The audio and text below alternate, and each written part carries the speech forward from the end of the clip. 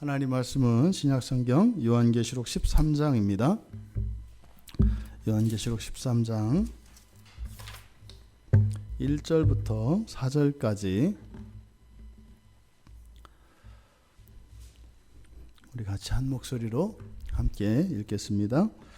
내가 보니 바다에서 한 짐승이 나오는데 뿔이 10이요 머리가 7이라. 그 뿔에는 10 왕관이 있고 그 머리들에는 신성모독하는 이름들이 있더라. 내가 본 짐승은 표범과 비슷하고 그 발은 곰의 발 같고 그 입은 사자의 입 같은데 용이 자기의 능력과 보좌와 큰 권세를 그에게 주었더라. 그의 머리 하나가 상하여 죽게 된 것 같더니 그 죽게 되었던 상처가 나음에 온 땅이 놀랍게 여겨 짐승을 따르고 용이 짐승에게 권세를 주므로 용에게 경배하며 짐승에게 경배하여 이르되 누가 이 짐승과 같으냐 누가 능히 이와 더불어 싸우리요 하더라. 아멘. 바다에서 나오는 짐승, 바다에서 정확히 얘기하면은 바다에서 나오고 있는 짐승 이렇게 됩니다. 우리말 성경에 나오는데 이렇게 되어 있지만 나오고 있는 현재 분사거든요. 그래서 바다에서 나오고 있는 짐승 이런 뜻입니다. 요한이 본 것을 기록하고 있습니다. 두 짐승의 환상을 담고 있는데 그 중에 첫 번째입니다. 그래서 이제 10절까지 이제 한 짐승, 바다에서 나오는 한 짐승, 그리고 11절에서는 땅에서 올라오는 또 한 짐승. 그래서 두 짐승의 환상에 대해서 기록하고 있는 것이 이 요한계시록 13장입니다. 근데 요한이 본 그 계시를 기록을 할 때 구약 성경에 다니엘 7장을 인용하고 있습니다. 그래서 다니엘 7장에도 보면 다니엘이 본 그 환상, 그 네 동물의 환상이 있습니다. 다니엘이 보았던 그 네 동물, 네 짐승의 그 환상은 제국에 대한 환상입니다. 장차 역사 속에 떠올랐다 사라지게 될 네 제국에 대한 그런 환상이었죠. 그래서 다니엘은 바다에서 이제 큰 짐승이 각각 모양이 다른 큰 짐승 넷이 올라오는 것을 봅니다. 그래서 첫 번째 짐승은 이제 사자 같은데 독수리 날개를 달고 있어요. 근데 그게 이제 사람으로 변합니다. 그게 이제 첫 번째 짐승이고, 두 번째로는 갈빗대 3개를 입에 딱 물고 있는 곰입니다. 그런데 또 끊임없이 이제 더 잡아먹으려고 하는, 그런데 그 곰이 그렇게 아주 탐욕스럽고 살기가 등등한 파괴력이 강한 그런 곰 같은 짐승.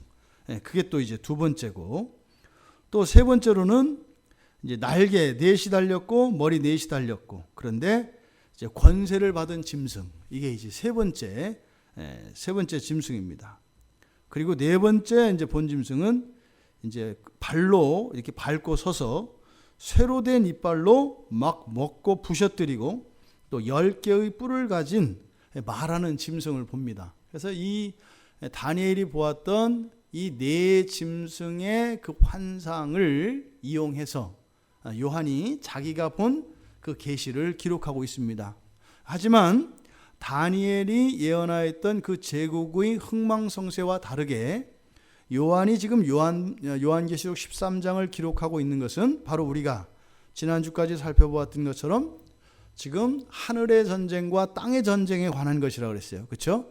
그러니까 지금 요한이 기록하고 있는 계시는 앞으로 다시 말해 이 땅에서 일어나는 용으로 표현되어진 그 사탄과 이 땅에 여인으로 표현하고 있는 교회의 싸움이 어떤 식으로 일어날 것인지 그것을 가르쳐 줌으로써 하늘 전쟁에서 이긴 그 승리를 이 땅에서도 교회가 승리할 수 있도록 돕고자 하는 목적으로 이 13장을 기록하고 있습니다.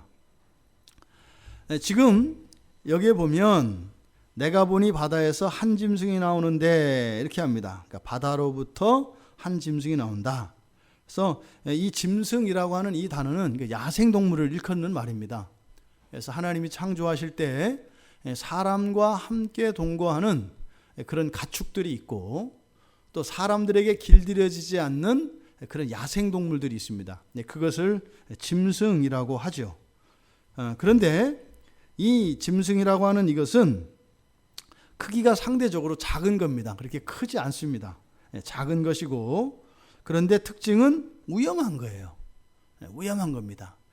독이 있든지 아니면 사람에게 큰 피해를 끼칠 수 있는 그리고 아주 사악한 그러한 동물을 뜻하는 것이 이 짐승입니다. 성경에서 이 짐승은 단 한 번도 제물로는 사용된 적 없습니다.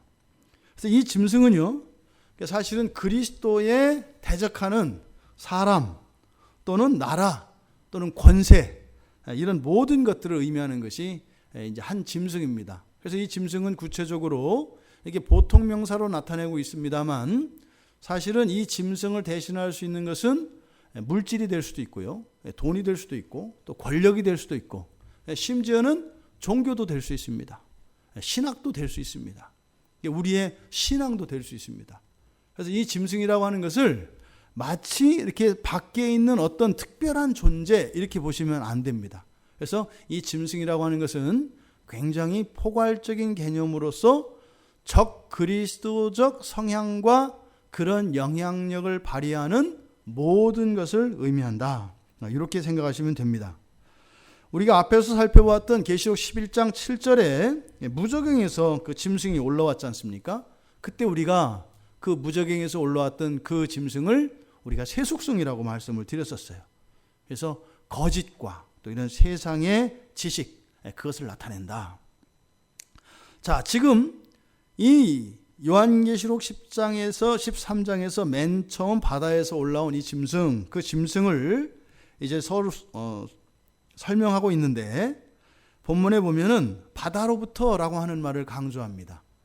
그러니까 바다로부터 나온 한 짐승이 있었다. 그래서 이 바다라고 하는 영역을 강조해요. 왜요? 뒤에 보니까 11절에는 땅에서 올라온, 그러니까 거기는 보나마나 땅에서 나온 게 강조되어 있겠죠.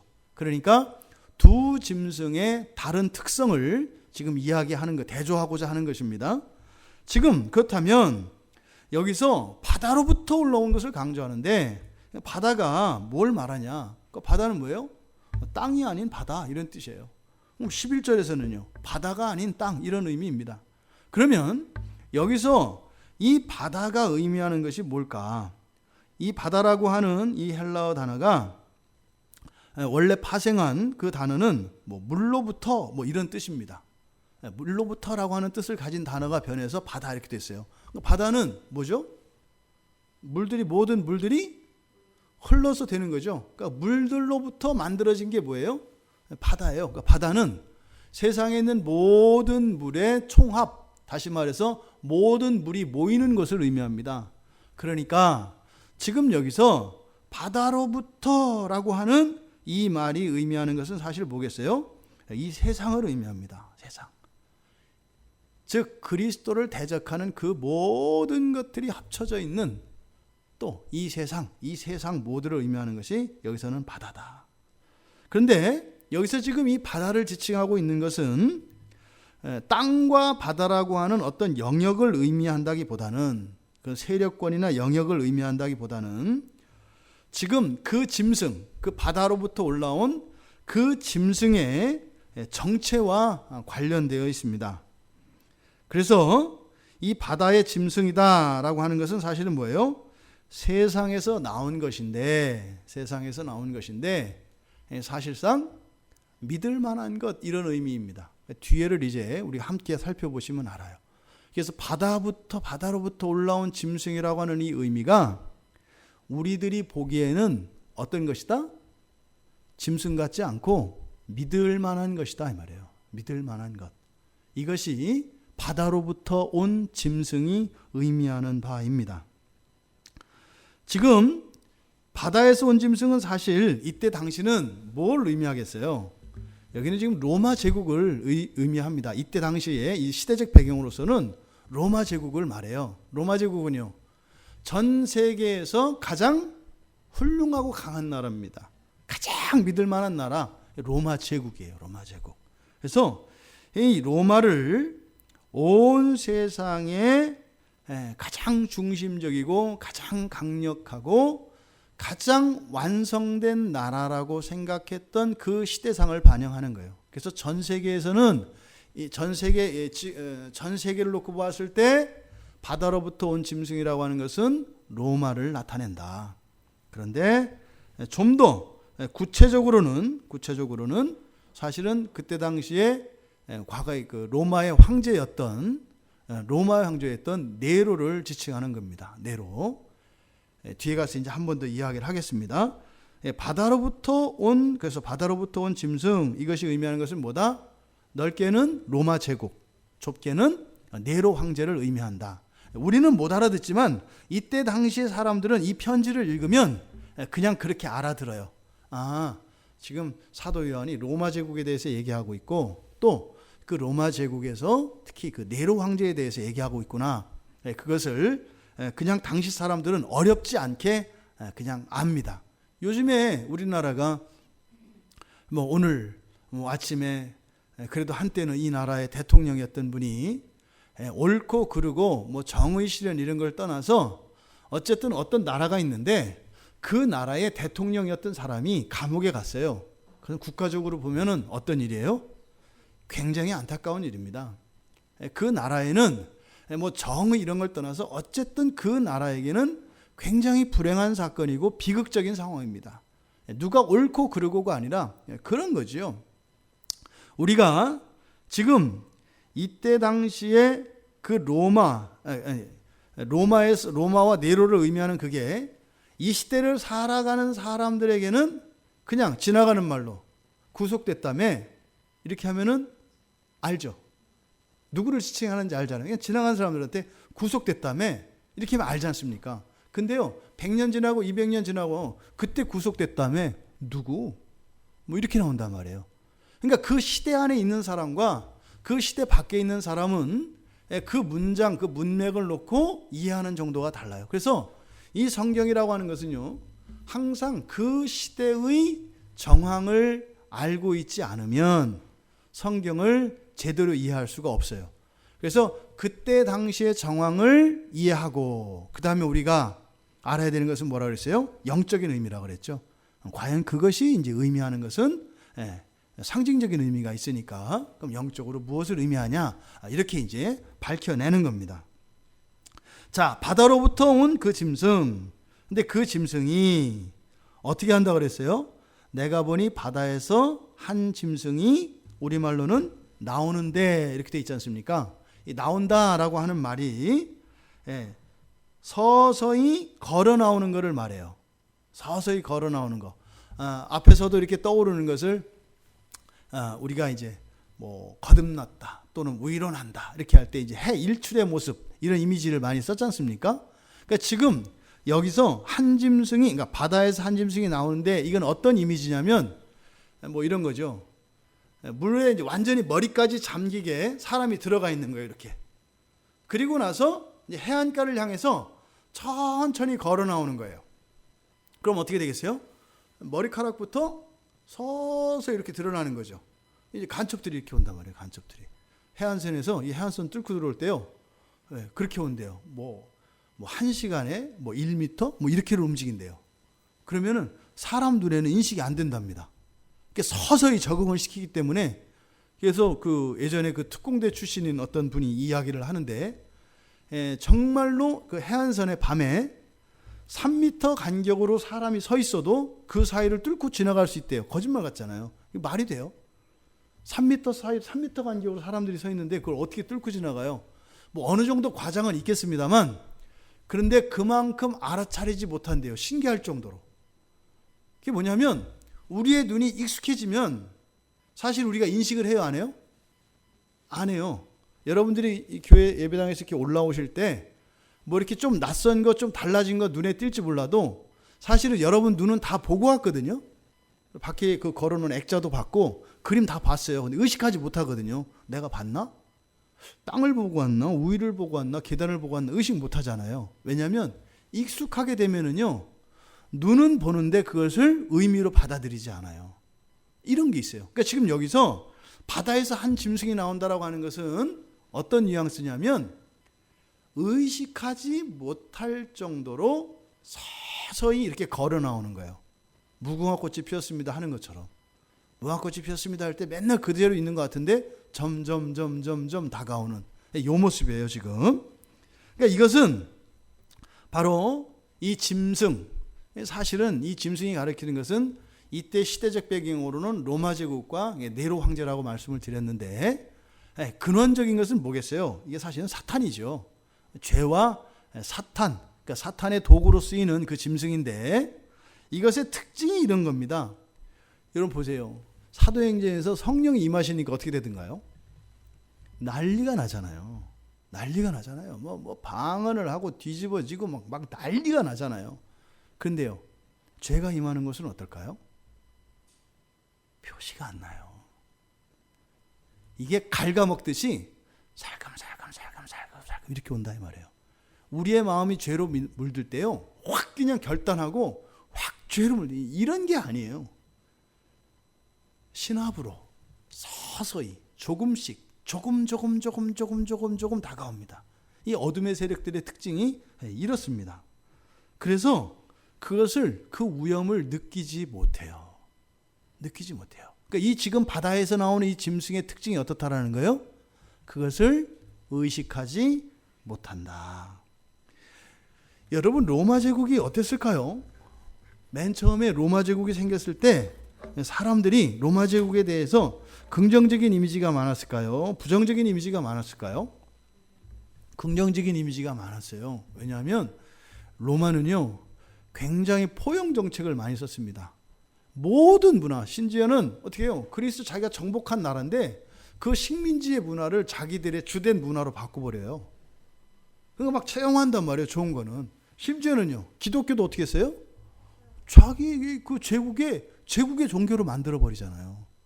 그러니까 이 로마라고 하는 제국이 가지고 있는 사실은 강점이면서 그 가공할 만한 파괴력이 어디에 있냐면, 모든 것을 포용하고 받아들이는데 그대로가 아니라 어떻게 해요? 그거를 변질시켜요. 이게 로마 제국의 강점입니다. 그러니까요, 좋게 나타나요. 좋게.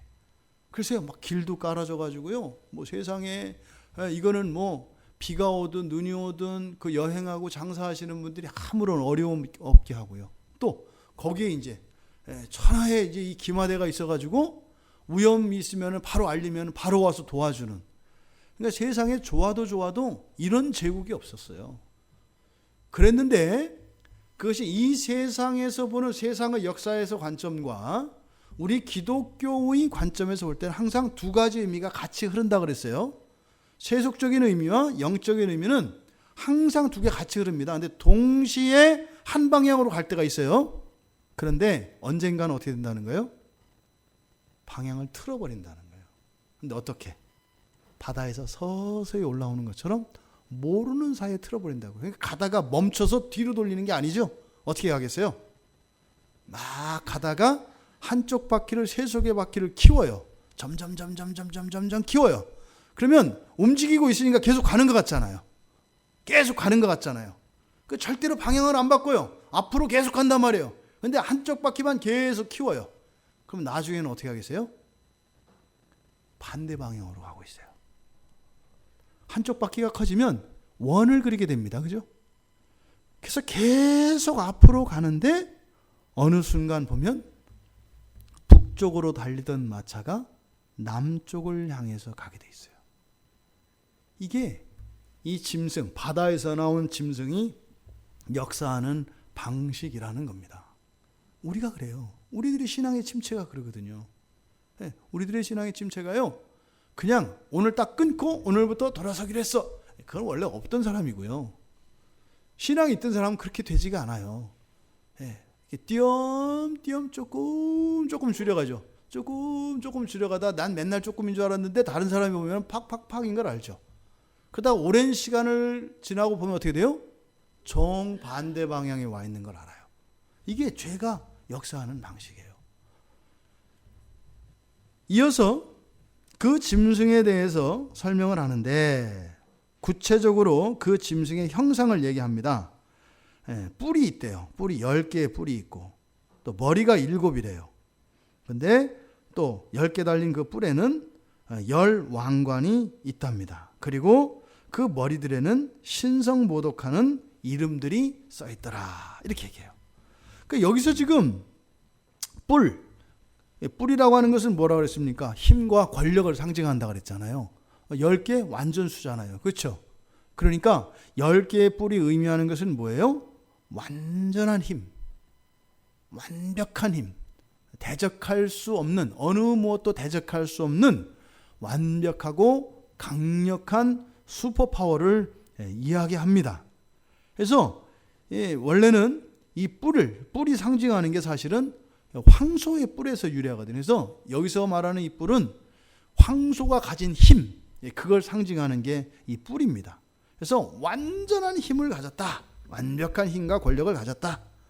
그런데 거기에는 뭐가 있다는 거예요? 7개의 또 머리가 있답니다. 로마는 7개의 언덕의 도시, 고대에서 로마를 그렇게 불렸대요. 로마를 7개 언덕 위의 도시. 그래서 이 로마라고 하는 그 도시 자체가 뭐 그 어떤 산인지 구체적으로 어떤 언덕을 이야기하는지는 모르지만 고대에서는 로마를 부르기는 그렇게 불렀대요. 그러니까 여기서 7개의 머리를 가졌다 할 때 그때 사람들은 바로 뭘 의미해요? 아, 로마를 의미하는구나. 로마. 이렇게 그냥 알아듣는다 이 말이에요. 그 사람들은. 그리고 그 뿔 위에 10개의 왕관과 신성모독의 이름이 있다 그랬어요. 그러니까 이제 왕이잖아요. 왕. 근데 그 권력의 최정점 위에 누가 있다는 거예요? 왕관이 있다는 거예요. 왕관. 그 왕관은 10개이지만 모두 다 관이죠. 각각 쓰여져 있지만 그 10개의 뿔이 하나의 권력에 집중되어 있다는 거예요. 누구에게? 왕관에게. 왕관은 누구를 의미해요? 왕을 의미합니다. 그때 왕은 바로 로마 황제를 얘기합니다. 근데 여기서 지금 거기에 뭐가 있다고요? 신성모독하는 이름이 있다고 그랬잖아요. 그때 당시에 그 네로의 무덤에 써 있는 게 뭐냐면 전능한 신, 구세주라고 묘비명이 적혀 있답니다. 네로의 묘비에는 전능한 신, 구세주 이렇게 적혀 있답니다. 그러니까 이때 당시에 요한 시대의 사람들이 이렇게 읽으면 바로 뭐예요? 아, 로마를 의미하고 무덤에 있는 그 네로, 그것을 의미하는구나. 황제를 지칭하는구나. 이거를 이때 사람들은 그냥 자연스럽게 알아들을 수 있었다 이 말이에요. 근데 이 네로가 어떤 사람이에요? 로마 제국에서 기독교의 박해를 시작한 사람이고 가장 잔인하고 가장 악랄했던 사람이에요. 그래서 기독교 박해의 상징적인 인물입니다. 그래서 네로는 그때 당시에 네로가 죽고 초대교회 이후 1세기, 2세기까지도 네로라고 하는 것은 로마의 5번째 황제거든요. 로마의 5번째 5대 황제의 이름이면서 네로라고 하는 말은 적그리스도를 의미하는 그런 용어로도 사용됐어요. 네로라고 하는 것이. 그래서 기독교를 박해하는 핍박자, 그리고 적그리스도적인 모든 인물과 세력들을 상징하는 게 이 네로라고 하는 말입니다. 지금 이렇게 이 바다에서 올라오고 있는 이 짐승은 강력하고 믿을 만한 세력입니다. 근데 지금 어떻다고 그랬어요? 계속 올라오고 있다고 그랬어요. 그러니까 지금 요한의 환상은 요한이 지금 환상을 본 시점, 기록한 게 아니라 본 시점, 그러니까 기록하는 것보다 본 게 더 먼저잖아요. 그렇죠? 그러니까 본 시점 이전부터 보고 있는 그 시점으로부터 그 미래, 더 나아가서 우리까지 포함하고 있어요. 그러니까 지금 요한이 보고 있는 것은 사실은 에덴 동산에서 아담이 쫓겨난 이후로 인류 역사 속에서 있었던 그 하나님의 그 구속의 그 모든 경륜들을 이 안에 다 담아서 보고 있습니다. 그래서 어떻게 해요? 구약과 신약의 사건들이 이 안에서 최종적으로 다 결론이 난다 이 말이에요. 성경의 결론과 같은 것이 이 요한계시록이다. 그래서 지금 이 바다에서 올라오고 있는 짐승이라고 하는 것은 요한이 보고 있는 그 시점에 지금 막 올라오고 있는 것이기도 하지만 사실은 뭐예요? 과거에도 이스라엘을 정복하고 핍박하고 또는 또 우방으로 있었던 그런 모든 제국들의 흥망사, 이 모든 것을 포함하고 더 나아가 그 이후로도 일어날 그 모든 제국들과 세력들을 다 의미하는 것이다. 그러면요, 요한이 사실은 여기서 거론하고 있는 짐승은 구체적으로 그 시대에서는 바로 로마 제국의 네로라 그랬어요. 그러면 오늘날 우리들에게 이 짐승이 의미하는 바는 다르겠죠. 우리가 현실 속에서 다르다 이 말이에요. 또 중세에서 느꼈던, 중세에서 이 짐승으로 비유되는 어떤 세력은 또 달랐다 이 말이에요. 그런데 그 정체는 다 한 가지인 거죠. 지금 이 큰 바다에서 올라오는 이 짐승의 특징을 우리가 살펴보면 절대성이라고 이야기할 수 있어요. 절대성. 여러 가지 의미에서 절대성입니다. 힘에 있어서 절대적이에요. 그리고 어떻게 해요? 우리가 믿을 만하다 이 말이에요. 왜요? 세상에서 이렇게 나오는 것이기 때문에 자연스러워요. 그리고 아주 서서히 나오기 때문에 그럴 리 없어 이렇게 되는 거예요. 그럴 리 없어. 이러한 절대성이에요. 우리가 절대적으로 신뢰하고 우리가 어떤 절대적인 대상으로 삼을 수 있는 건 뭐죠? 우리에게 절대적인 존재가 뭐죠? 하나님 한 분밖에 없어요. 그리고요, 또 있죠. 성경책이에요. 우리가 절대화할 수 있는 대상은 하나님 그리고 성경입니다. 지상에 있는 교회는 절대화할 수 있을까요? 없을까요? 없어요. 지상에 있는 교회는 되어져 가고 있는 교회거든요.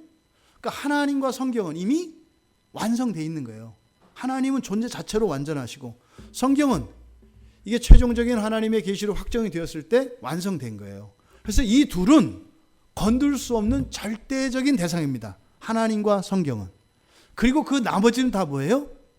절대적이지 않아요. 그런데 이 짐승은 무엇이겠어요? 하나님도 아니고 성경도 아닌 것이 무엇처럼 나타나는 거예요? 절대적인 존재처럼 나타나는 모든 것. 이게 바로 바다로부터 올라오고 있는 짐승입니다.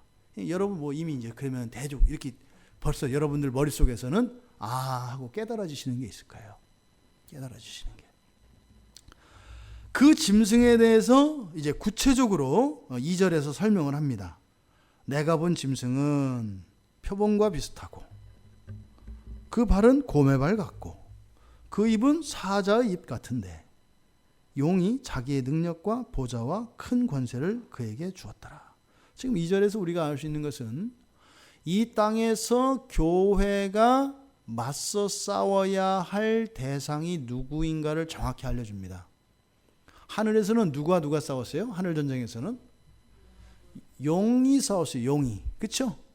용이 싸웠단 말이에요. 용이. 근데 땅에서는 용이 싸우는 게 아니라 직접 싸우지 않고 어떻게 싸운다? 대리자를 세운다 이 말이에요. 용이 직접 나서는 게 아니에요. 여기서는 바로 큰 짐승이라고 하는 대리자를 세워서 그 큰 짐승으로 하여금 교회와 싸우게 한다 이 말이에요. 끝에 용이 자기의 능력과 보좌와 큰 권세를 그에게 주었더라. 여러분 이런 내용 어디서 많이 나와요? 하나님께서 하나님의 백성들에게 권세와 능력을 주시고 보좌를 약속하세요.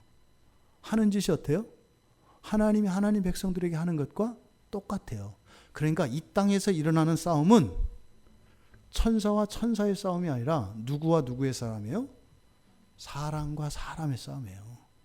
사람과 사람의 싸움이 일어나요. 그러니까요, 이 땅에서 일어난 싸움은 대리전이다라고 하는 것을 알 수 있어요. 그리고 그 용을 대리하는 세력, 그 큰 짐승, 그 짐승이 표범과 곰과 사자를 통해서 설명을 합니다. 그러니까 표범, 곰, 사자가 의미하는 바가 그 세력의 특징을 나타내는 거예요. 그러면 이 표범이라고 하는 것은 본질적인, 밑에 보면은 곰은 곰의 발을, 입은 사자의 입을 이렇게 비유적으로 나타냈습니다. 그런데 표범은 그냥 전체적인 그 짐승의 성격을 나타내는 거예요. 그러니까 자연 상태에서 이 자연 세계에서 표범이 가지고 있는 그런 속성, 그것이 이 큰 짐승의 속성이라는 겁니다. 그러니까 어떻게 돼요? 동물에 관한 또 이 지식을 알아야 그 속성을 아는 거예요. 그래서 이 자연과학자들이, 이 동물학자들이 각 동물들의 이런 특성, 이런 것을 구분할 때 표범이라고 하는 동물은요, 사나운 짐승을 상징한다고 합니다. 사나운 짐승. 굉장히 사납답니다. 사자나 호랑이에 비해서는 몸집이 작아요. 힘도 좀 작아요. 그런데 사납기로는 훨씬 더 사납답니다. 그러니까 아주 맹렬히 사납대요. 그러니까 호랑이나 사자가 가지고 있는 그것보다 더 잔인함과 그런 사나운 성품이 있대요. 그런데 이 표범의 특징은 단독으로 움직여요. 단독으로. 그래서 이 표범이 가장 취약한 것은 뭐냐면 떼예요. 떼. 무리. 그래서 표범은 사냥을 해가지고 무리로 다니는 동물들에게 많이 뺏긴답니다. 심지어는 이게 싸워서 이길 수 있는 훨씬 몸집도 작고 힘도 약한 동물들에게 사냥감을, 자기가 이제 사냥해 놓은 그 먹잇감을 자주 뺏긴대요. 그래서 표범은 무조건 사냥하면 먹이를 어디로 가져가요? 나무 위로 가져가요. 나무 위로 가져가요. 왜? 죽으라고 사냥해 놨다가 뺏기는 경우가 많기 때문에. 왜? 혼자 움직이기 때문에 그래요. 혼자. 천사들은 연합하고 이런 거 못합니다. 천사들은 단독적인 존재들이에요. 천사는 교회를 못 이뤄요. 단독적으로 해요. 그러니까 명령을 하더라도 어떻게 해요? 천사는 그냥 직접 개인별로 명령을 받아가지고 그냥 움직일 뿐이에요. 근데 이 표범과 같은 이 사나운 존재이지만 개별적으로 움직이는 거예요. 그러니까 왜 요한이 이 얘기 왜 해줄까요? 그러니까 이 표범 같은 성질을 가지고 있는 큰 짐승을 어떻게 이겨야 할 것인지를 가르쳐 주는 거죠. 어떻게 이겨요? 교회로 이기는 거예요. 교회로 이기는 거예요. 그냥 개인적으로 싸워서 이기는 것이 아니라 어떻게 이긴다? 교회로서 이기는 것이다. 또 두 번째로 그 발에 대해서 이야기하는데 곰의 발을 거론합니다. 곰의 발과 같다. 곰의 발은 몇 개죠? 곰이 발이 몇 개예요? 몇 개예요? 4개이기도 한데 이 곰은 이상하죠. 발이기도 한데 또 이게 손도 없는 것이 손처럼 써요. 곰의 발이 이래요. 곰의 발이. 그러니까 곰이 4발로 다닐 때는요, 물론 추격할 때 뭐 엄청난 속도로 달릴 수 있습니다. 그런데 이 곰이 2발을 앞발을 들었을 때는 사실은 뭐 할 때요? 공격할 때고 자기를 과시할 때입니다. 근데 그때까지는 곰이 자기의 힘을 나타내지 않아요. 그러니까 이 큰 짐승의 특징이 어떤 거예요? 항상 이렇게 사나워요. 본성은 사납다 이 말이에요. 근데 그걸 항상 드러내는 게 아니에요. 이게 뭐 곰은 약간 멍청하게도 이렇게 이야기에서 나오지 않아요. 뭐 숨만 쉬고 가만히 있으면 간다면서요. 그런데 굉장히 사납기는 표범과 같은데 항상 그런 것이 아니라 겉으로 볼 때는 어떻다? 느릿느릿하고 순한 것처럼 보인다. 그런데 한번 그 두 앞발을 들면 어떻게 한다? 어떤 것도 막을 수 없는 강력한 무기로 사용되어지고 그 파괴력과 힘은 어마어마합니다. 그러니까 이 곰의 발을 통해서 이 큰 짐승의 그 힘이 얼마나 강력한가. 하지만 그것이 늘 무기로 보이는 것이 아니라 때로는 뭐예요? 그냥 이동수단인 다리로 전혀 무기로 보이지 않는다 이 말입니다. 그리고 그 다음에 이제 사자의 입입니다. 사자의 입이라고 하는 이 단어는 신체의 기관이기도 합니다만 말과 목소리를 의미하기도 합니다. 그래서 여기서 사자의 입이라고 하는 것은 물론 그 강력한 그 턱 힘과 사자의 이빨이라고 하는 그 힘도 있지만 그것보다는 여기서 그 다른 이들에게 영향을 미칠 수 있는 그 위력, 그래서 사자의 이빨보다는 포효하는 사자의 포효 소리를 의미합니다. 그래서 이 사자의 입은 큰 영향력과 그 큰 위력을 가진 것을 의미합니다. 그러니까요, 정리하면 어떻게 돼요? 굉장히 사납습니다, 성정이. 그런데요, 혼자 움직이긴 합니다만, 그리고 위험해 보이지 않는 것 같지만 사실은 어마어마한 발톱, 힘을 가진 그 발톱을 늘 숨기고 있고, 기회를 보면, 기회가 되면 이것을 들어 무기로 사용한다는 겁니다. 그리고요, 영향력이 어떻다고요? 대단하다는 겁니다. 동물들은 사자의 울음소리가 들리면 다 피한다고 합니다. 야생 상태에서 사자의 울음소리는 공포 그 자체라고 해요. 그러니까 이 큰 짐승이 발휘하는 영향력은 어마어마한 것이다 라고 하는 것을 지금 여기 알려줍니다. 그런데 이 큰 짐승이 그렇게 강력한 힘과 그런 은밀한 그렇게 그 사나운 성질, 이런 잔인성, 이런 것들을 감출 수 있을 뿐만 아니라 용이 그 짐승에게 능력과 보좌와 또 큰 권세를 줬대요. 그러니까 그것 자체의 힘만도 대단한데 사실은 거기에다가 용으로 나와 있는 이 사탄의 능력과 권세가 주어졌답니다. 그리고 보좌를 줬대요. 그러니까요, 명분도 있고 정당성도 있고 권위도 있는 겁니다. 이런 짐승이 나타나면 우리가 어떻게 할 수 있을까요? 사실은 힘으로도 저항할 수 없고요. 저항해야 될 이유도 못 느끼고요. 그냥 끊임없이 당하고 죽어갈 수밖에 없다는 얘기예요. 바다로부터 올라온 짐승이라고 하는 것이. 그런데 이렇게 이 큰 짐승이라고 하는 것은 원래부터 이렇게 악한 것이 아니라 어디로부터 나온 것이다? 바다로부터 나온 것이다. 그러니까요, 세상으로부터 나온 것이기 때문에 원래부터가 악했던 것이 아니라 어떻게 된다? 변질되어서 그렇게 되어간다 이 말이에요. 지금 위에서 묘사되었던 이런 강력한 힘과 사나움과 이런 것들이 사실은요, 좋게 사용되어지면 굉장히 강력한 무기가 되잖아요. 근데 이게 변질이 돼서 그렇게 된다라고 하는 겁니다. 그러니까요, 사람들이 절대시하고 사람들이 절대적으로 인정을 하고 절대적으로 신뢰하는 무엇이 생기면 그때부터는 그게 어떻게 한다는 거예요? 바다에서 서서히 올라오기 시작한다는 거예요. 올라오면서 뭐가 돼요? 짐승이 되어간다 이 말입니다.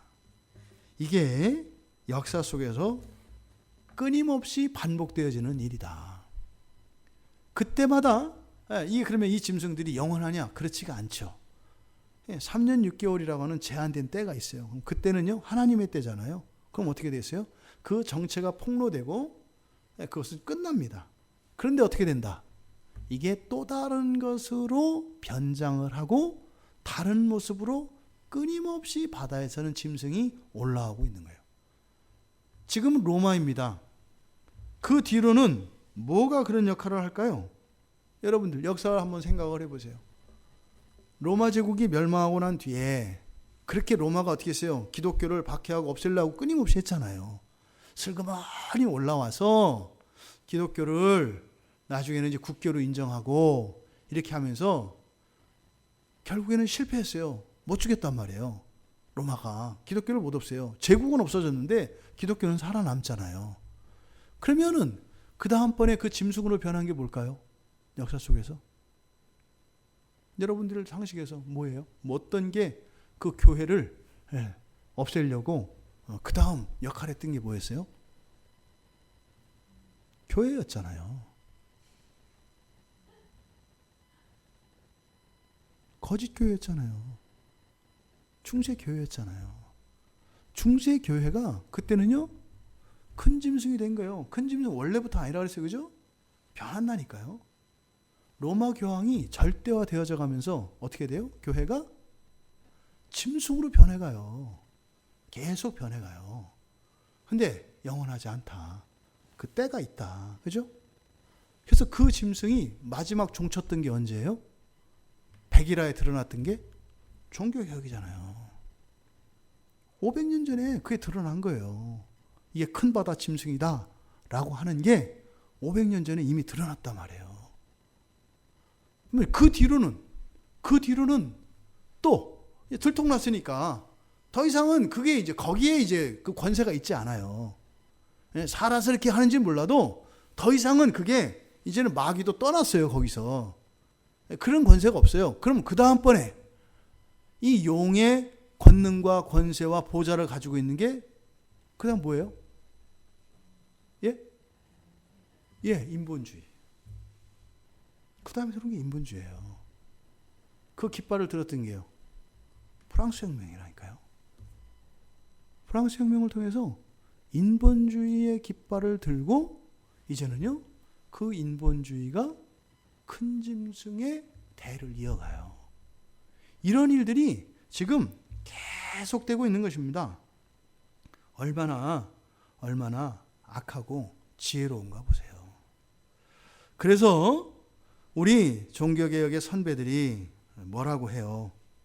개혁은 계속돼야 한다. 절대화하는 순간, 그건 뭐 하는 순간이다?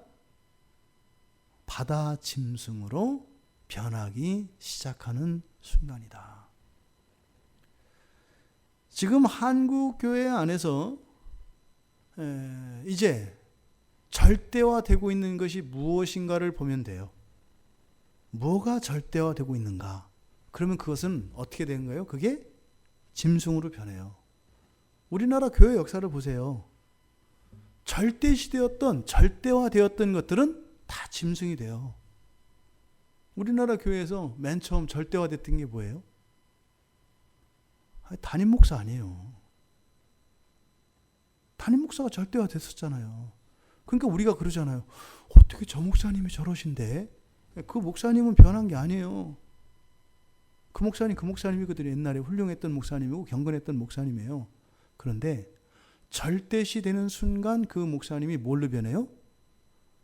큰 짐승으로 변하기 시작해요. 큰 짐승의 역할을 한다고요. 거기는요, 정당성도 있고 명분도 있고 이렇게 한다 이 말이에요. 요즘에 그 유행인가 봐요. 내 말이 곧 하나님 말이에요. 이게 유행인가 봐요. 많은 사람들이 되게 착각해요. 특히 목회자들이. 뭘 착각하냐면, 제가 이렇게 성경을 설교하잖아요. 또 교리를 가르치고 성경을 가르치잖아요. 제가 가르친 거 맞잖아요. 근데 사실 그게 제 게 아니죠. 제 거 아니고요. 그냥 공부한 거고요. 하나님이 깨우쳐 주신 거 그냥 이렇게 그거에 관해서 얘기하는 것 뿐이죠. 엄격히 말하면 사실은 그건 나하고 상관이 없어요. 근데 그게 내 입에서 나가고 내 머리와 내 마음에서 나간다 그래서 그것과 나를 동일시하는 일들이 일어나요. 그렇죠? 내 말은 절대로 옳다. 왜? 정통신학에 있는 책을 외워서 완전히 하는 거기 때문에 안 틀려. 절대화되는 순간 어떻게 된다고요? 짐승이 돼버려요.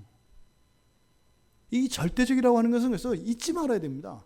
하나님과 성경은 절대적인데 절대적인 하나님과 성경에 대해서는 절대적으로 생각하지 않고 절대적으로 생각하면 이렇게 큰 짐승으로 변하게 되는, 이것도 모른 채 자꾸 절대화한다 이 말이에요. 종교개혁자들이 이것을 깨달았던 것 같아요. 그래서 개혁은 계속돼야 된다는 말이 불완전하다 이런 의미가 아니라 완전하다, 됐다 하는 순간, 그 순간 어떻게 되는 거예요? 짐승으로 변하기 시작해요. 우리도 마찬가지입니다. 우리도.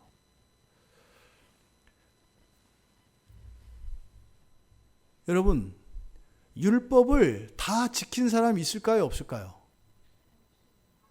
그건 우리가 교리적으로 배운 거잖아요. 곰곰이 한번 생각을 해보세요. 율법 613가지의 율법을 다 지킨 사람이 있을까요? 없을까요? 전 있을 것 같아요. 613개. 왜냐하면 사도 바울의 고백을 봐도요, 그런 자부심이 있어요. 성경을 보면 옛날에 내가 정말 바리새인으로 그렇게 있을 때 나는 율법 다 지켰어라고 하는 굉장한 자부심이 있어요. 그리고 인류의 역사를 보면 그렇게 탁월한 성인의 반열에 오른 사람들의 삶을 보면 있어요. 심지어는 감리교 창시자인 웨슬레가 뭐라고 했다 그랬어요. 나는 단 한 번도 회심한 이후로 죄를 지은 적이 없다고 했어요. 그러니까 그 사람이 죄가 있다 없다를 말하는 게 아니라 그 사람은 하나님의 말씀을 기록되어 있는 1항, 2항, 3항, 4항, 5항 쭉 이 율법들과 하나님의 명령들, 하라는 것과 하지 말라고 하는 구체적인 이것들을 이분은 분명히 지켰을 가능성이 많아요. 제가 미뤄 짐작한데. 그런데 그게 그 사람을 의롭게 해요? 안 되는 거예요. 율법을 바라보면 율법은 제한되어 있어요. 개수가 제한되어 있어요? 안 제한되어 있어요? 제한되어 있어요. 제한되어 있어요. 유대인들은요, 613개 율법을 다 외워요. 어려서부터 외운다고요. 그게 생활 습관이 돼요. 생활이 율법이라고 하는 구조 속에서 살아가게 되어 있습니다. 그래서 어기면 어긴 줄 알아요. 그 사람들은. 지킬 수 있다고요. 그런데요, 우리가 의롭게 되는 것은 율법을 지켜서 의롭게 되는 게 아니라 어떻게 의롭게 돼요? 우리 안에 죄가 다 사해져야 의롭게 되는 거예요. 그죠? 613개의 율법을 다 지켰다고 해서 모든 죄가 사라지는 게 아니라 그 613개의 규정되어진 그거로 인한 죄는 안 짓겠죠. 그 나머지는 무한히 있어요. 그렇게 되는 게 아니다 이 말이에요. 그걸 다 지켜도 또 영원히 한결같이 지킬 수 없을 뿐더러 죄라고 하는 것은 그 613가지 안에 이렇게 다 묶여 있느냐? 그렇지 않아요. 무한해요. 그러니까 죄가 무한하기 때문에 절대로 의로워질 수가 없는 거죠. 지금 우리들이 기독교 신앙 안에 살아가고 있으면서 오해하는 것이 바로 이런 부분들이에요. 어떤 것을 틀 지어놓고 그것을 마치 다 이루면 되는 것이냐. 그게 지금 참 이게 뭐 끝판이다 싶은 것이긴 하지만은 문제가 뭐냐면 신학을 절대화하는 경향이에요. 이 나라에. 이 나라 신학을 절대화해요. 전에도 한번 설교 때 말씀드렸죠. 기독교에 가장 큰 공을 세운 사람이 아우구스티누스라는 사람이에요. 그런데 기독교에 가장 심각하게 피해를 끼친 사람이 또 오구스틴 한 사람이에요. 두 가지 역할을 다 했거든요. 그러니까 지금도 그 오구스틴이 끼친 이 기독교에 끼친 이 피해가 아직도 끝나지 않고 있어요. 아직도 그 빚을 청산 못하고 있거든요. 그거를 루터와 칼빈도 이어받았어요. 그래서 루터와 칼빈 안에도 그런 부정적인 요소들을 계승하고 있는 게 있거든요. 그래서 어느 누구도 절대화하면 안 돼요. 근데 신학이라고 하는 이름으로 어떤 신학에서 그쪽 계보에 있는 사람들의 자기의 명단을 올리는 것이 마치 절대적인 것이냐 이렇게 자부하는 사람들이 있어요. 그럼 어떻게 된다고요? 짐승이 된다고요. 보여요, 눈에. 짐승이 된다고요. 그래서 우리들이 무엇을 절대화하려고 하는 이 시도가 얼마나 위험하고 어리석은 것인가 하는 것을 잊지 말아야 합니다. 어느 누구도요. 끊임없이 개혁되어야 하는 것입니다.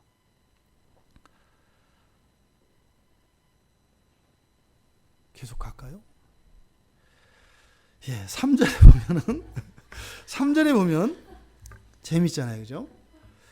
3절에 이제 그의 머리 하나가 상하여 죽게 된 것 같더니 그 죽게 되었던 상처가 나음에 온 땅이 놀랍게 여겨 짐승을 따르고 이렇게 돼 있어요. 이거는 지금 뭐냐면 이때 당시에 네로 신화가 있었답니다. 네로 신화. 네로 신화가 뭐냐면 네로가 로마의 5번째 황제고 이 사람이 처음부터 그렇게 악랄했던 사람이 아니더라고요. 이분이라고 하면 좀 그러네. 뭐 어쨌든 이 네로가 굉장히 그 문화를 사랑하는, 그러니까 감수성이 예민한 사람이에요. 이게 예술적 심상이 굉장히 강한 사람이고요. 그리고 체육과 특히 이런 예술 이쪽에 굉장히 관심이 깊고 은사가 있었던 사람이었던 것은 틀림없어요. 그래서 로마의 문화의 전성기가 이 네로 때거든요, 사실은. 근데 이 사람이 사실은 그 어머니 영향을 받아가지고 뭐 엄청나게 이 권력욕이 강한 사람이거든요. 근데 나중에는 어쨌든 이 네로가 그 엄마한테, 그 엄마가 이제 그 독살한 그걸 배워서 또 이제 엄마를 죽이려고 하고, 그대로 본대로 엄마가 뭐 삼촌을 독살했던 그것을 따라서 독살을 뭐 그대로 하려고 했다가, 그래서 그 네로의 엄마는 자기가 늘 독살 전문가이기 때문에 늘 해독약을 몸에 지니고 다녔대요.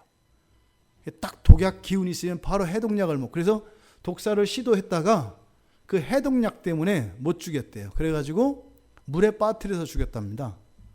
그랬는데 그것도 실패했다고 얘기를 해요. 헤엄쳐서 나와서 살아났다고 하더라고요. 근데 그런 우여곡절을 겪으면서 나중에는 네로가 참 이제 아주 좋은 현모양처와 같은 아내를 얻었는데, 그 아내 원래 현모양처는 재미없잖아요. 그러니까 내보내고 또 그 엄마를 닮은 그런 이제 부인을 다시 얻으면서 또다시 그 권력에 대한 그 야욕에 빠져서 사실은 엄마도 죽이려고 하게 되는, 이렇게 되는데, 결국에는 이 네로가 이제는 뭐 로마 시내 전체를 불났다라고 하는 설도 있고, 그렇죠? 근데 이건 불확실하다 그래요.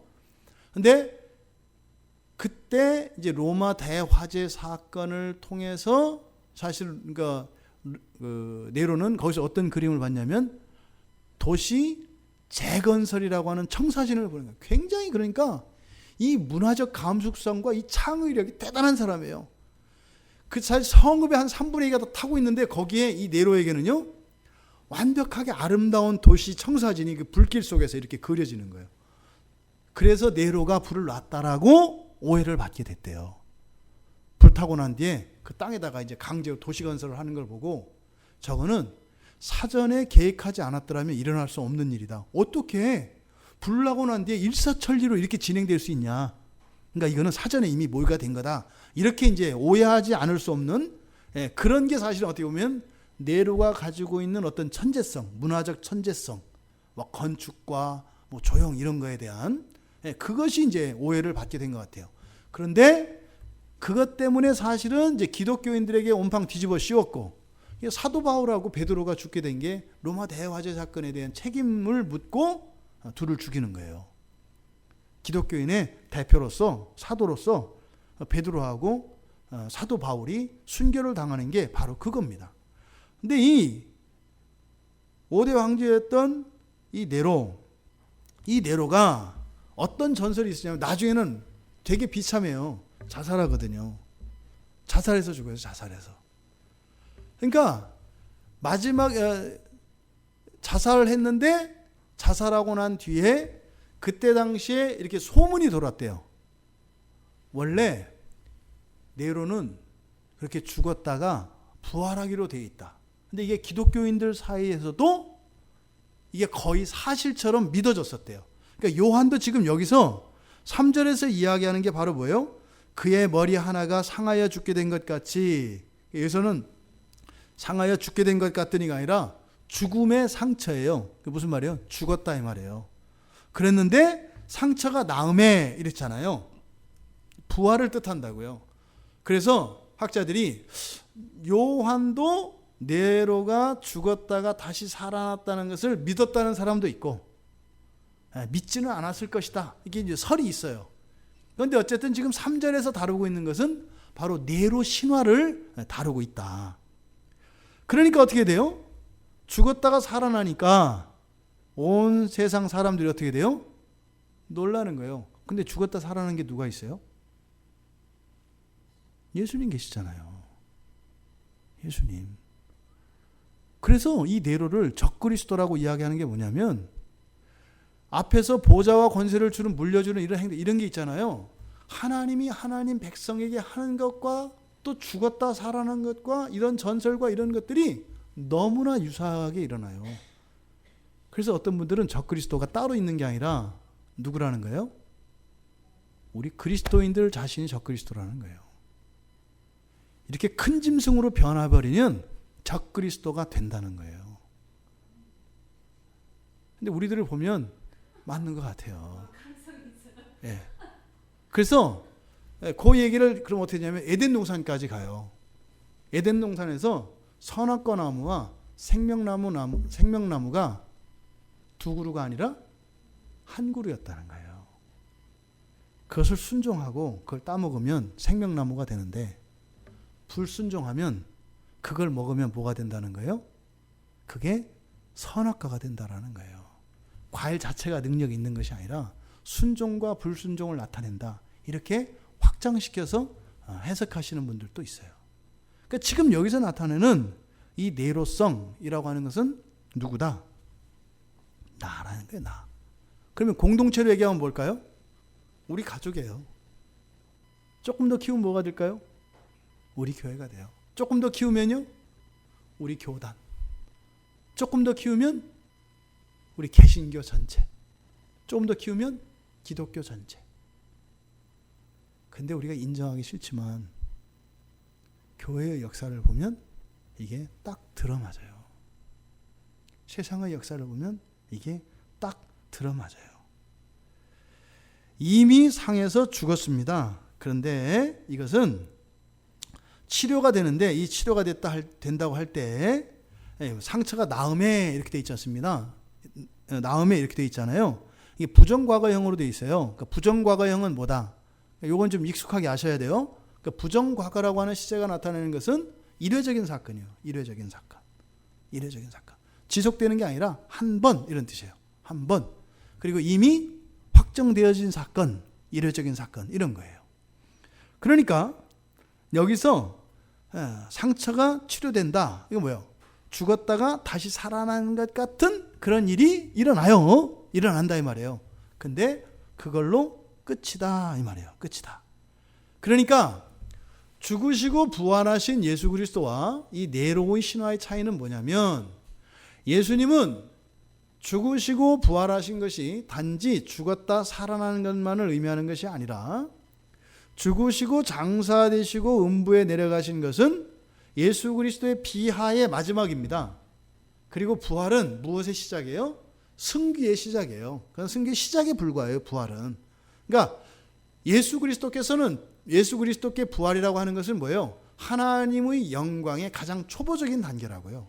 그런데 여기서 이 짐승이 상처가 낫는 것, 다시 말해서 네로가 살아나는 이것은 뭐예요? 그게 다다 이 말이에요. 그게 다다. 한번 살아나는 게 끝. 이것이 그리스도의 부활과 이 짐승으로 나타내는 네로 신화에서 나타나는 네로의 부활의 차이점이다. 우리가 이 짐승은 시대를 따라 계속적으로 활동한다고 그랬습니다. 그러니까 이 시대에도 지금 요한 시대의 네로를 상징적으로 나타내고 있는 이 짐승, 이것은 오늘날 우리들의 시대에도 있다. 이거를 우리가 잘 분별해야 되는 거예요. 이게 내 밖에만 있는 것이 아니라 사실은 내 안에도 있다. 내 안에서는 무엇이겠어요? 이거는 절대 안전하다. 이것은 절대로 아니다. 이것은 확실하다. 라고 하는 이것이 다 뭐예요? 다 짐승으로 변할 수 있는 가능성들이다. 그래서 언제나 그것 때문에 우리가 불안해 할 것은 아니죠. 그렇죠? 정말 불안한 것은 뭐라고요? 나는 불안하지 않다라고 하는 그게 가장 불안한 거다. 이게 오해되면 안 돼요. 그렇죠? 이게 뭐 이렇게 확신을 거하지 못하게 하거나 뭐 이렇게 마지막 그 그리스도의 구원에 대한 불안감 이런 게 아니죠. 나의 불완전성에 대한 인정입니다. 그건 뭐죠? 하나님의 절대 주권이에요. 하나님의 절대 주권을 의지하는 것, 이것만이 우리의 확실한 안전보장이다. 그러니까 여전히 우리 안에서 내가 죄 가운데 있고 여전히 내가 극복하지 못하고 있다라고 하는 이런 생각이 사실은 어떤 상태인 거예요? 가장 안전한 상태인 거예요. 근데 그거를 제일 싫어해요. 이게 무슨 말이에요? 이게 지금 헷갈리고요. 사실 그런 사람도 어떤 거예요? 짐승으로 변해갈 가능성이 많은 거예요. 왜요? 아무리 봐도 나는 뭐 잘못된 게 없는 것 같은데 확실하지가 않아. 이런 오류를 우리가 조심해야 합니다. 그런데 그렇게 죽게 되었던 상처가 나으니까 뭐한다? 온 땅이 놀랍게 여겨 짐승을 따랐다. 이렇게 얘기해요. 여기서 따른다는 얘기는요, 멋모르고 따라가는 거예요. 멋모르고 따라가는 거. 어떤 현상에 그런 거 있잖아요. 나 지금 엄청 바빠. 누구 약속이 있어서 막 가. 근데 저쪽에 뻥 하더니 막 불이 막 엄청 난 거예요. 막 어마어마하게. 그러더니 막 유전이 터졌다는 거예요. 시내 한복판에서. 그러니까 어떻게 돼요? 뭐 이건 뭐 생각도 못했던 사건이 막 일어나니까 지금 내가 누굴 만나기로 지금 약속하고 만나러 가던 도중에 이 사건이 너무 커서 그리고 너무나 놀라워서 거기에 내 정신을 뺏겨. 그리고 가서 어떻게 하는 거예요? 불구경을 하고 있는 거예요.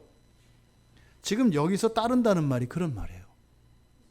너무 놀라서 우와! 깜짝 놀라가지고 그냥 따라간다는 거예요. 정신이 나가버린 거예요.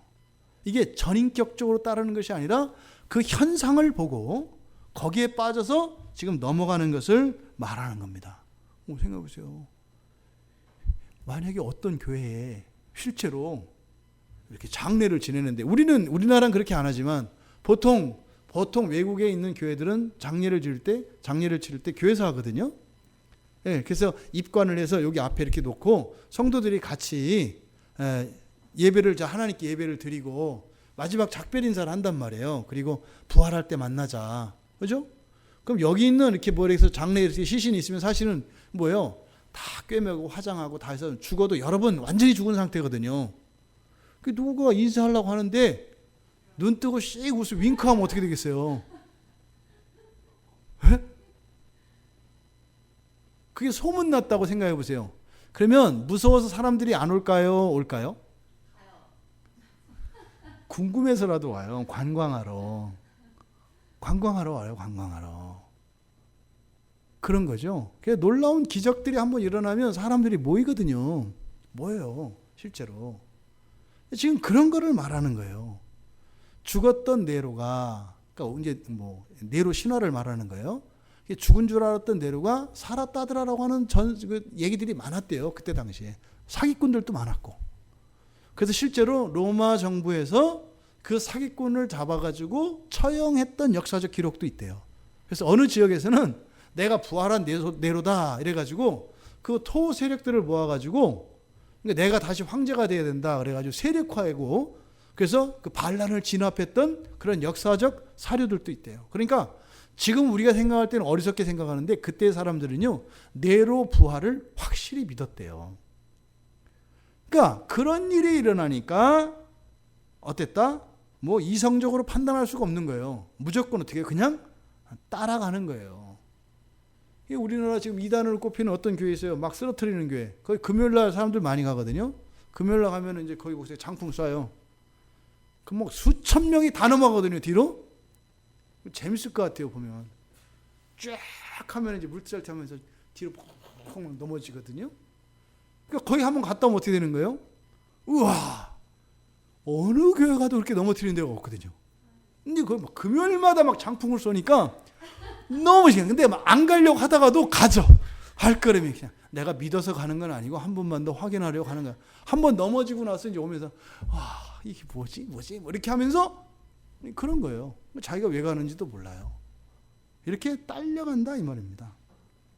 그런데 여기서 있잖아요. 그 짐승을 따르는데 누가 따른대요? 온 땅이라고 되어 있잖아요. 온 땅. 이때 온 땅이라고 하는 것은 모두라고 하는 말로도 번역될 수 있는데 전체라는 뜻이거든요. 이게 교회의 원리와 너무 똑같아요. 예를 들어서 어떤 교회에 100명이 있다고 칩시다. 교회 성도가. 그러면 100명이 다 모였어요. 그러면 총합이잖아요. 그렇죠?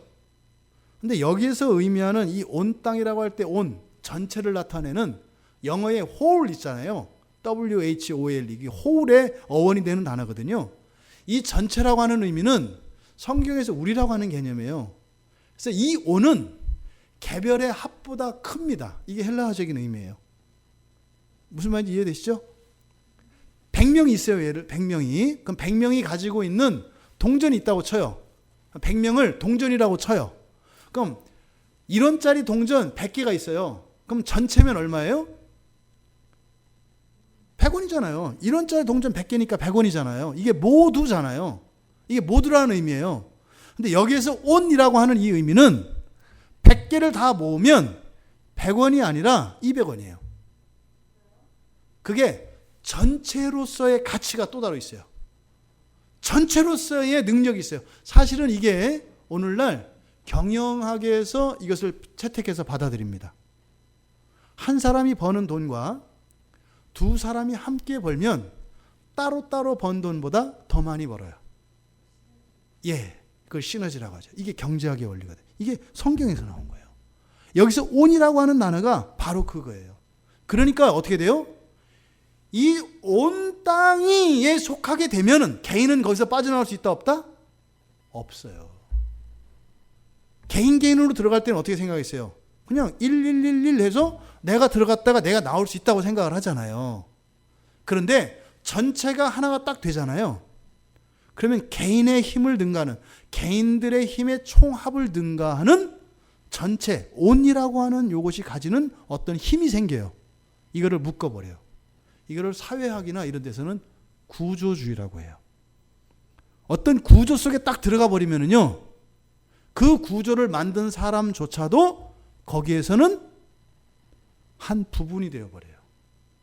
이게 구조주의라는 거예요. 어떤 조직을 만들잖아요. 어떤 사람이.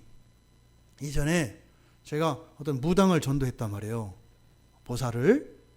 그래가지고선 한번 우리 성경 공부할 때 얘기를 했었는데, 그 새끼 무당들이 엄청 많아요. 내놓으라는 새끼 무당들이. 작두 타고 이런 제자들도 있어요.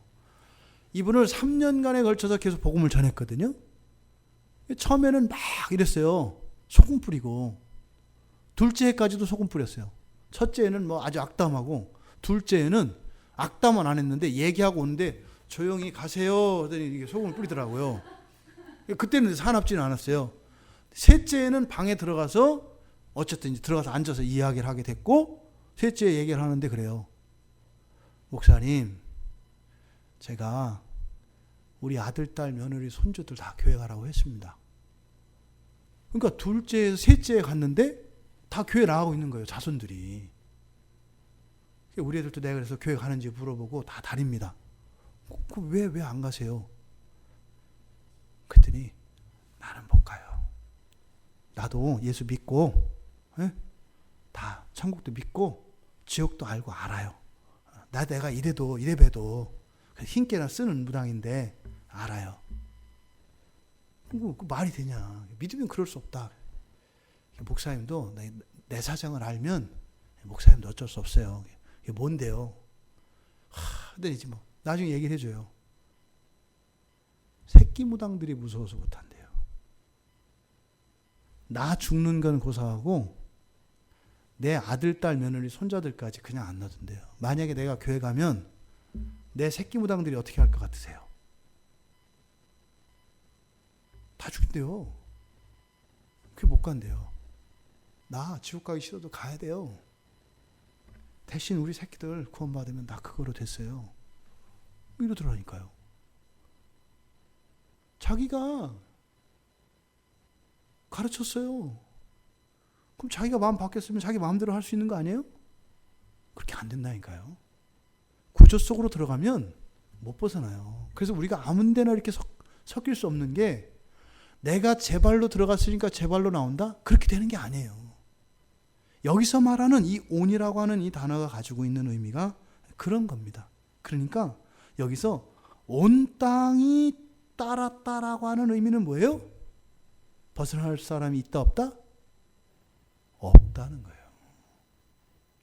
여기서 벗어날 사람이 없다는 거예요. 그러면요, 여기에는 배교가 일반화되고, 그렇죠?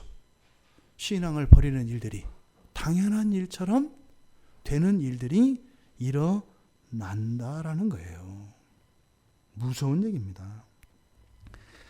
이렇게요, 우리가 한번 굽히고 거짓 진리를 따르게 되면 그것으로 인해서 생기는 부작용과 그 피해는 우리가 생각했던 그 이상으로 일어나고, 또 그것에서 벗어나는 일은 우리의 의지와 상관없이 벗어날 수 없게 된다라는 겁니다.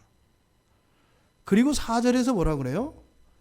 결국 목적은 요 4절입니다. 4절에 있는 내용은 그거예요.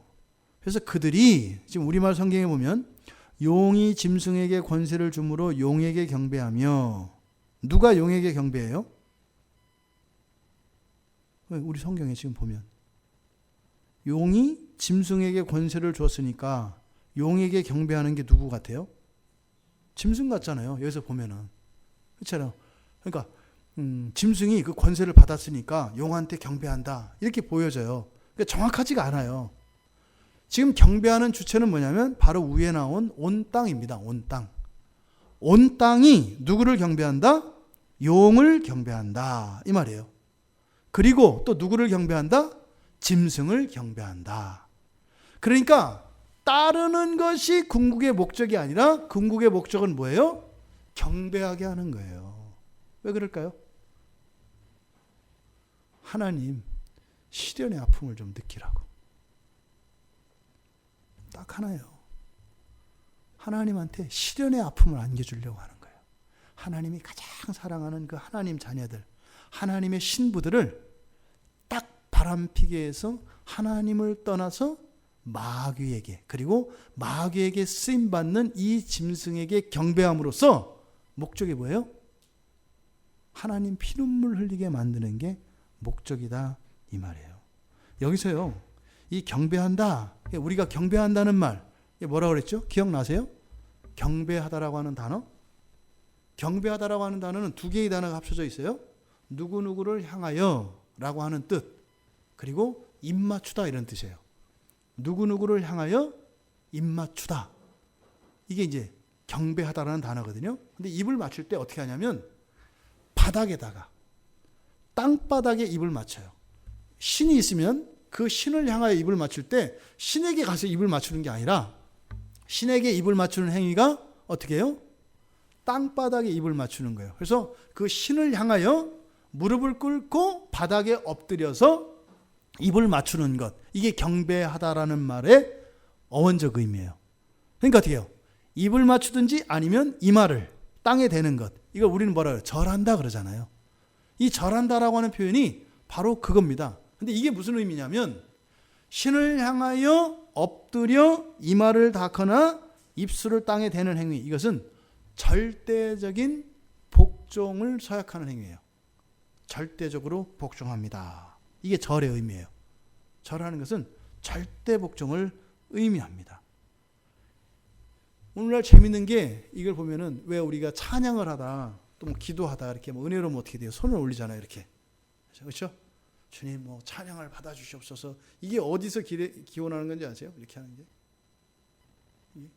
이게 이집트에서 유행하는 거예요, 원래.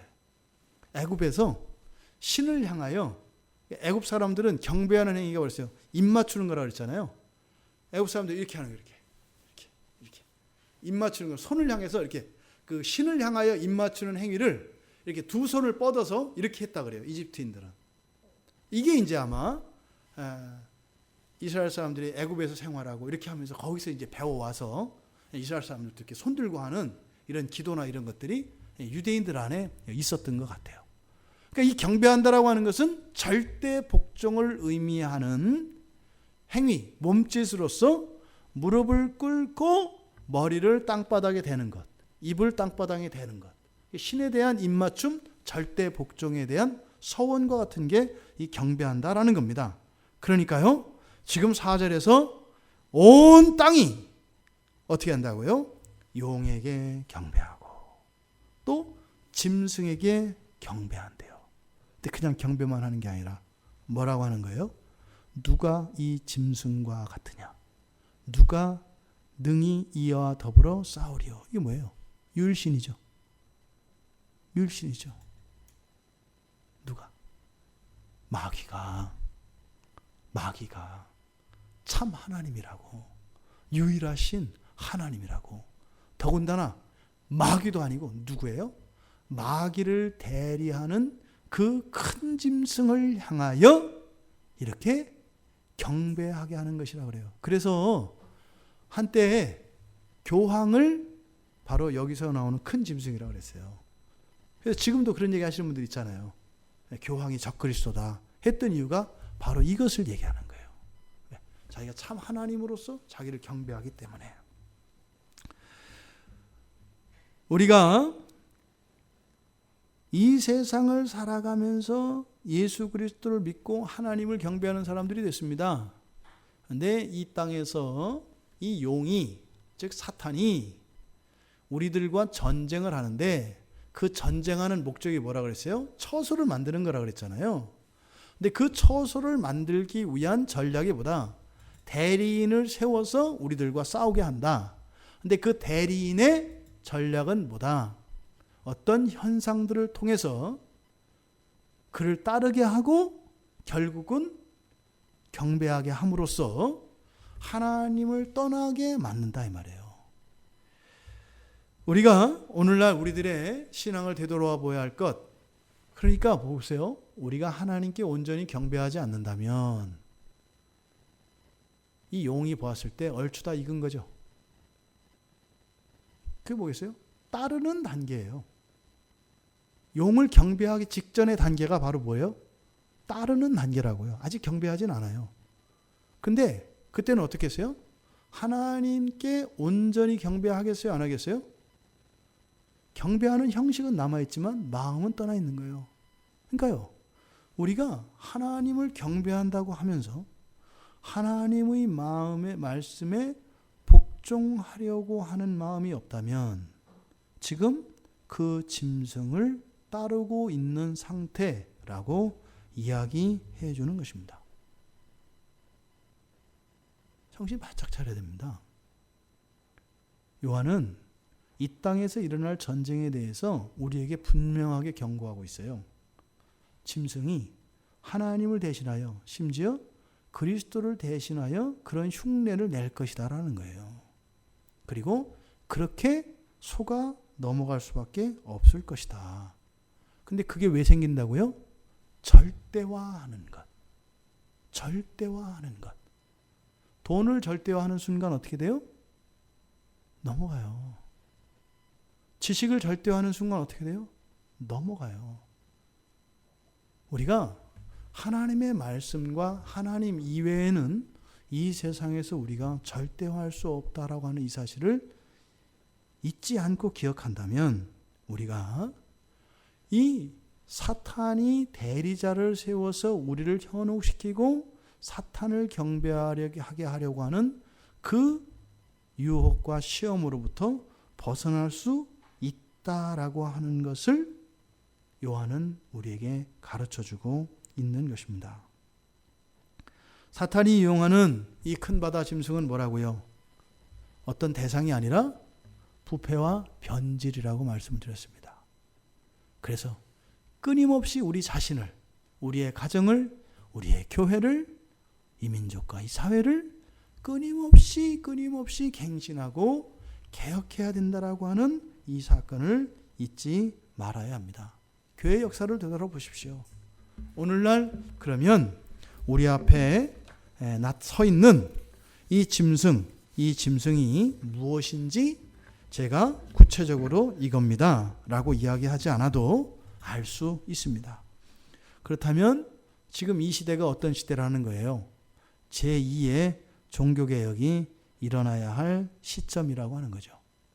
인본주의가 열매를 맺어서 큰 짐승으로 변하기 직전에 완성된 상태, 이게 포스트 모더니즘입니다. 이게 포스트 모더니즘이에요. 그러니까 이 시대는 뭐라는 거예요? 끝장까지 다 왔다는 거예요. 500년 전에 종교개혁이 일어났던 것처럼 아마 제가 살아있는 동안 제2의 종교개혁을 보게 될 것입니다. 지금 시대가 그렇게 무르익었어요. 왜요? 그냥 어렵지 않게 주변만 돌아봐도 절대화되어 있는 것들이 너무 많아요. 다른 사람이 보면 아닌데요. 본인들은 절대화하고 있어요. 그냥 뻔히 아는데. 뭐겠어요? 큰 짐승들이 지금 줄줄이 사탕해요. 그러면요, 그 때가 다 됐다는 뜻이에요. 제국도 마찬가지입니다. 보세요. 미국이라는 나라가 세계 최고의 제국처럼 절대화했잖아요. 어떻게 돼요? 큰 짐승 돼버리잖아요. 그러니까 이거는 단지 우리 신앙과 교회의 역사 속에서뿐만 아니라 일반 역사 속에서도 그것이 그대로 실현되는 것을 봐요. 그게 다니엘이 보았던 제국의 흥망사에 대한 요한의 완전한 계시로 끝을 내고 있는 거예요. 신앙의 역사와 세속의 역사는 같이 굴러갑니다. 같이 굴러갑니다. 역사의 교훈을 잘 돌이켜보세요. 그리고 이 시대를 잘 분별할 수 있는 여러분들 되셔야 합니다. 왜요? 그렇지 않으면 그냥 넋놓고 따라가게 되어 있기 때문이고, 한번 그 길에 들어서면 벗어나기가 매우 어렵다는 것입니다. 끊임없이 우리의 죄를 발견하고 하나님께 용서를 구하고 그렇게 믿음으로 나아가는 것, 그 기초가 되는 게 뭘까요? 하나님의 사랑입니다. 하나님의 사랑을 의심하거나 하나님의 사랑을 알지 못한다면 그 유혹과 계계에서 벗어날 수 없는 것입니다. 이런 일들은 영적인 어두움과 성경적인 무지로부터 말미암습니다. 두 번째로는 인생과 세상에 대한 경험, 다시 말해서 역사에 대한 이해와 역사 인식에 대한 부족에서 말미암습니다. 늘 우리가 바른 신앙 안에 머물러 있어야 하고 성경을 끊임없이 알아가야 하고요. 또 우리가 영적으로 깨어 영적 분별력을 가져야 하며, 또 이러한 교회와 이 세계의 역사, 또 우리의 인생에 대한 이해를 통해서 이러한 위험에 빠지지 않도록 늘 깨어 있어야 할 것입니다. 바다에서 나온 짐승, 지금도 살아서 꿈틀거리고 지금도 끊임없이 계속 나오고 있습니다. 여러분, 그 싸움을 이기는 최고의 전략이 뭐라고요? 교회로서 함께, 따로따로 표범이라고 그랬잖아요. 교회로서 함께 있는 것이고, 그러면 교회로서 함께 있는데 함께 있을 수 있게 하는 가장 큰 것이 뭐겠어요? 사랑인 거예요.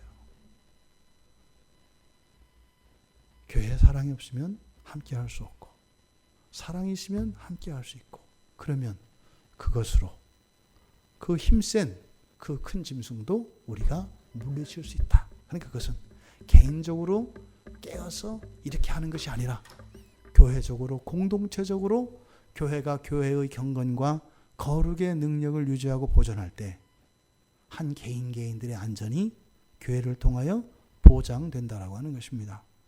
바다에서 나온 짐승, 우리들에게 요한께서 가르쳐 주신 이 참된 진리로 우리는 잡았습니다. 바다에서 나온 짐승에 현혹되거나 빠지지 않는 우리 모두임을 믿습니다. 그러니 우리가 해야 될 일은요, 염려하고 불안해할 것이 아니라 뭐예요? 우리 교회 공동체를 사랑 안에서 우리의 연약함은 연약함대로, 모자라면 모자란 대로 그저 사랑을 품고 교회를 이루어 있는 것입니다. 그러면 그 안에서 바다에서 온 짐승을 이기고 또 그 안에서 우리가 온전케 되어지는 일들이 계속 되어질 것입니다.